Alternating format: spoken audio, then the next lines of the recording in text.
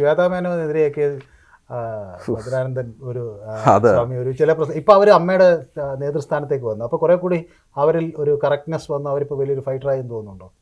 അല്ല, അവരെ പറ്റി ഞാൻ അത് ഒന്നും ലാസ്റ്റ് ഞാൻ അവർ ബാംഗ്ലൂർ വെച്ചിട്ട് മന്ത്രി ഗണേഷും അവരും എല്ലാവരും കൂടി ഒരു ഫംഗ്ഷൻ കൊണ്ട് വരുന്ന സമയത്ത് ജസ്റ്റ് ഇങ്ങനെ കണ്ടുപോയി. അത് പീതാംബരക്കുറുപ്പിന് വേണ്ടിയിട്ട് ഉള്ളൊരു വിഷയമായിരുന്നു അത്. അപ്പോൾ പീതാംബരക്കുറുപ്പിനെ സപ്പോർട്ട് ചെയ്തു. അതായത് കുറുപ്പണ്ണൻ എൻ്റെ ഒരു പഴയ സുഹൃത്തായിരുന്നു. അദ്ദേഹം ചെയ്യാത്തൊരു കാര്യത്തിന് ഒരു വിഷം വന്നപ്പോൾ അദ്ദേഹത്തിൻ്റെ ഒരു ഞാനിങ്ങനെ എല്ലാ പള്ളി എടുത്ത് പിടിക്കുന്നത് അവർ അമ്മയുടെ അച്ഛനായി എന്ന് പറയുക, അല്ലെങ്കിൽ അമ്മയുടെ പ്രസിഡന്റായി എന്ന് പറയുമ്പോൾ അവരെയൊക്കെ കുറെ കൂടെ അതൊക്കെ പവർഫുള്ളായി നയിക്കാൻ കഴിയുമെന്ന് തോന്നുന്നുണ്ടോ? അമ്മ എപ്പോഴും ഞാൻ പറയുന്നത് വെച്ചാൽ അമ്മ ഞാൻ ലാലേട്ടൻ്റെ അടുത്ത് വെക്കാൻ ഇടയ്ക്ക് സംസാരിച്ച് പറഞ്ഞു, അമ്മ ഒരു അച്ഛനില്ലാത്ത സംഘടനയാണ്. അമ്മയ്ക്ക് അമ്മ മാത്രമേ ഉള്ളൂ, അച്ഛനില്ല. അപ്പോൾ അതിൻ്റെതായ കുറവുകൾ അത് എപ്പോഴും ഫേസ് ചെയ്തുകൊണ്ടിരിക്കും. പിന്നെ അങ്ങയുടെ ഈ നീക്കമൊക്കെ മോഹൻലാലിനെ പോലുള്ള ആളുകളൊക്കെ ആയിട്ട് സംവദിക്കാറുണ്ടോ? എന്താ പറയുന്നവർ? ഇല്ല, ലാലേട്ടനെ സംബന്ധിച്ചിടത്തോളം അദ്ദേഹം ഒരു ഭയങ്കര ഒരു മിസ്റ്റിക് ആയിട്ടുള്ള ഒരു പേഴ്സണാലിറ്റിയാണ്. അദ്ദേഹം ഒരു വളരെ സ്പിരിച്വലി ഒരു ചാർജ്ഡ് ആയിട്ടുള്ള. ദാദാസാഹിബ് ഫാൽക്കെ പുരസ്കാരം കിട്ടിയതിന് ശേഷം കണ്ടോ? കണ്ടില്ല, നമ്മൾ ഫോണിലൂടെ സംസാരിക്കാറുണ്ട്.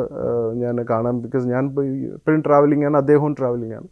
ഇടയ്ക്കിടയ്ക്ക് നമ്മൾ കമ്മ്യൂണിക്കേറ്റ് ചെയ്യാറുണ്ട്. വളരെ സ്പിരിച്വലി ആയിട്ടുള്ള ഒരു മനുഷ്യനാണ്. അദ്ദേഹത്തിന് ഒരുപാട് ഈ എമ്പുരാൻ സിനിമയുടെ പേരിൽ അവിടെയും കണ്ടില്ല, ഈ സംഘികളെല്ലാവരും കൂടെ അദ്ദേഹത്തെ കൊല വിളിച്ചു.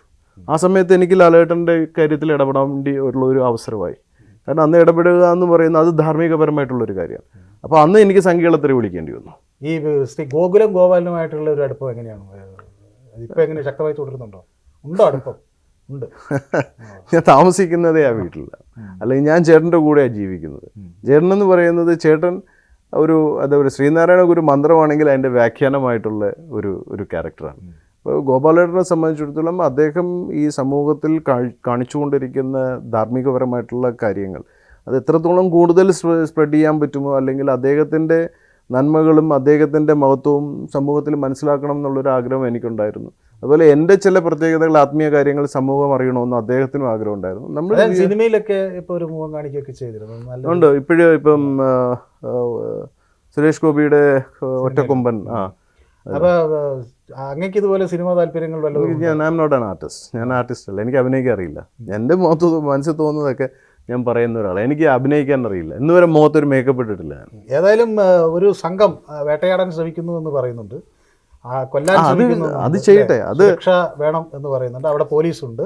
സുരക്ഷ വേണം എന്നൊന്നും ഞാൻ പറയുന്നില്ല. അത് ഗവൺമെൻറ് കിട്ടിയത്. എനിക്കിപ്പോൾ ഞാനിവിടെ ഒറ്റയ്ക്കാണ് വന്നത്. എന്നെ ഇവിടെ കേരളത്തിൽ കിട്ടിക്കഴിഞ്ഞാൽ പീസാക്കും, അതാക്കും ഇതാക്കും, നീ തിരിച്ചു പോകില്ലെന്ന്. അതുകൊണ്ട് തന്നെ ഞാൻ ഒറ്റയ്ക്ക് വന്നത്. അപ്പോൾ ഏതായാലും ഒരു പുതിയ തലം രാഷ്ട്രീയം ഇപ്പോൾ ഇറങ്ങിയിരിക്കുകയാണ്. ഹിന്ദു മഹാസഭയുടെ സംസ്ഥാന അധ്യക്ഷൻ എന്ന തരത്തിലാണ് പ്രവർത്തിക്കുന്നതെന്ന് പറഞ്ഞു. അപ്പോൾ നോക്കാം, നമുക്ക് രാഷ്ട്രീയ രംഗത്ത് കൂടുതൽ മുന്നേറും. രാഷ്ട്രീയത്തിൽ ഇവിടുത്തെ ആൾക്കാർക്ക് എത്രത്തോളം ഉയർന്ന ചിന്താതലമുണ്ടോ, അതായത് യഥാർത്ഥ ഹിന്ദുത്വം സനാതനധർമ്മം എന്താണെന്ന് ബോധമുണ്ടോ, അതിനനുസരിച്ചായിരിക്കും നമ്മുടെ പ്രവർത്തനങ്ങൾ വരെ. ഇപ്പം നമ്മളുടെ ആൾക്കാരെ മാക്സിമം സപ്പോർട്ട് ചെയ്യുക, നമ്മുടെ ആൾക്കാരുടെ വെൽബീയിങ്, അവരുടെ എഡ്യൂക്കേഷൻ ആയിക്കോട്ടെ, അവരുടെ ഫിനാൻഷ്യൽ സ്റ്റെബിലിറ്റി ആയിക്കോട്ടെ, അവരുടെ സ്പിരിച്വൽ ഗ്രോത്ത് ആയിക്കോട്ടെ, ഇതിലാണ് നമ്മൾ ഫോക്കസ് ചെയ്യുന്നത്.